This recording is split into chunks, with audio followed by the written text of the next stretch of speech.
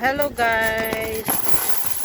For today's video, update ulit tayo ng ating ipon challenge. Kasi ngayon ay katapusan ng buwan.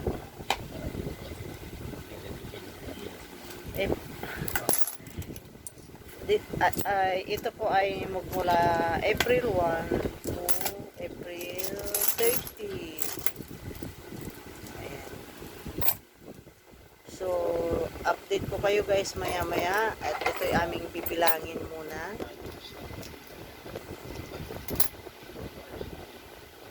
We'll be back later.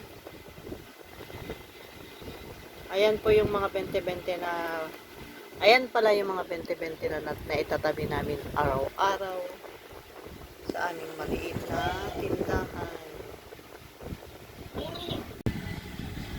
So, ito na guys, nabilang na namin.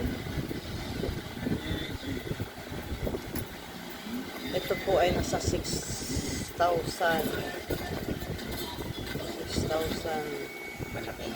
Tapos, ito, 2,000. So, bali naka 8,000 po kami ngayong month ng April ng aming ipon challenge na tig 20 peso coin. So, ayan lang guys. Tuloy-tuloy pa rin ang aming pag-iipon para makabayad sa aming mga pagkakautang. Ito ang aming paraan para makabayad. Okay na din. Ito, pambayad utang, 6,000. Ito, dagdag ipon. Ganyan ang ginagawa namin every month. Malapit na rin kami makatapos ng sa utang, mga 2 months na lang, tapos na. So, susunod na mga buwan, buo na yan na ipon namin. Yan lang guys, ang aming update, ang aking update sa ipon challenge namin.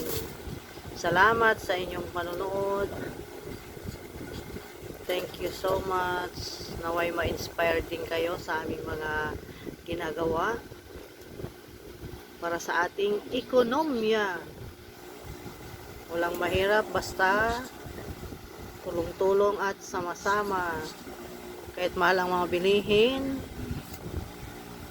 konting higpit na lang. Salamat! Para makaipon. Ganun lang.